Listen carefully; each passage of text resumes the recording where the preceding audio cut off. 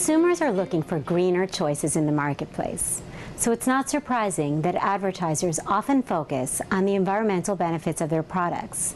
It's important for advertisers to remember that green claims, like any other objective claim, have to be backed up with sound science. Hi, I'm Laura Koss, an attorney with the Federal Trade Commission, the nation's consumer protection agency. If your company is involved in environmental marketing, you need to know about the FTC's Green Guides. The guides have been around for years and offer advice on how consumers are likely to interpret phrases you see in green ads. For example, terms like recyclable. After getting comments from consumers and businesses, the FTC revised the Green Guides to address changes in the marketplace and offer more guidance for companies. Here's a headline. Basic truth in advertising principles still apply, and businesses need reliable evidence to back up environmental promises. You'll want to read the guides for the details, but let me highlight developments in 4 areas: general environmental benefit claims, certifications and seals of approval, terms that are new to the Green Guides, and terms that were already in the guides but that the FTC has clarified or explained. First, general environmental benefit claims like green or eco-friendly. As a rule, marketers shouldn't make broad, unqualified claims like that because they're difficult, maybe even impossible to prove. But those terms could be okay if you're careful to explain what aspects of your product you're referring to and how they're better for the environment. If you make that kind of narrower, more specific claim, what the FTC calls a qualified claim, disclose the details clearly and prominently. Fine print footnotes and buried hyperlinks won't do the trick. Make sure your qualified claim isn't implying a significant environmental benefit if the upside is actually pretty negligible. Second, certifications and seals of approval. There's a reason why you see these in environmental ads. Most consumers aren't in a position to evaluate the evidence behind green claims, so they may rely on the opinion of a perceived expert. But using a seal or certification doesn't change your legal obligation to prove your underlying claims.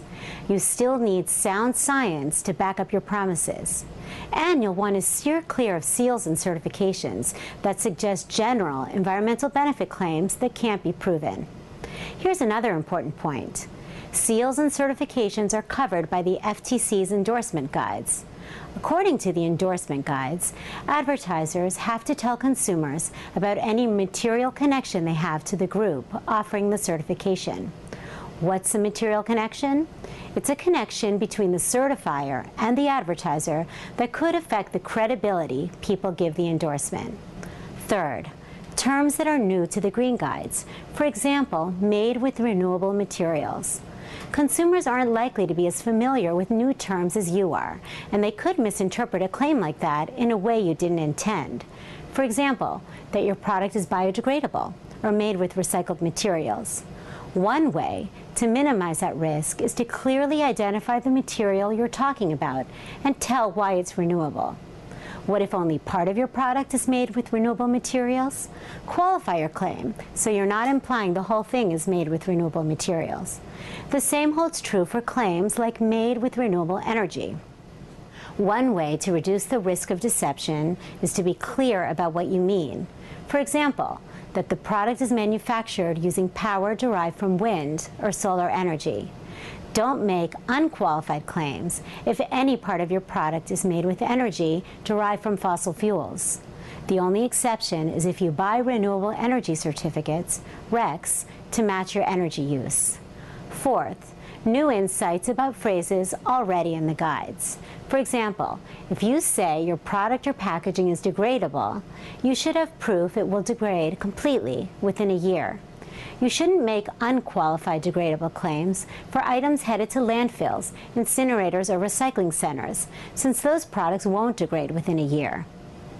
If you say your product or packaging is compostable, the guides explain that consumers would be reasonable in concluding they can compost it at home and that it should break down in about the same time as the materials it's composted with. If that's not the case, take care to qualify your claim And if your product can be composted only in a large-scale composting facility that isn't available to most people where the product is sold, make sure your consumers understand your claim has limited applicability. What about recyclable claims? The guides caution marketers to qualify their claims if recycling facilities for that product aren't available to a substantial majority of people or communities where it's sold. How much is a substantial majority? In this context, at least 60%. As for non-toxic, it's likely consumers will interpret that to mean a product is non-toxic for humans and for the environment. If you make a non-toxic claim, you'll need to back it up with competent and reliable scientific evidence about humans and the environment, or qualify your claims accordingly.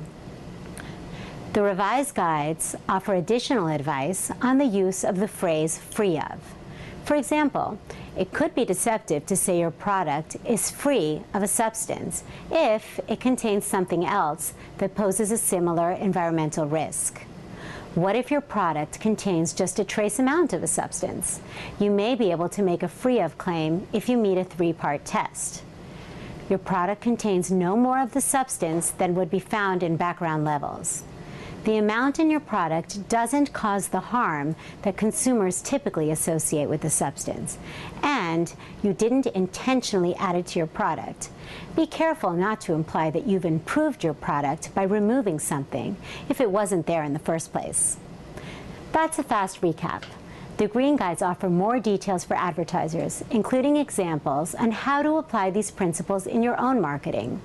To read the guides and find out more about keeping your claims compliant, visit the Environmental Marketing section of the Business Center at business.ftc.gov.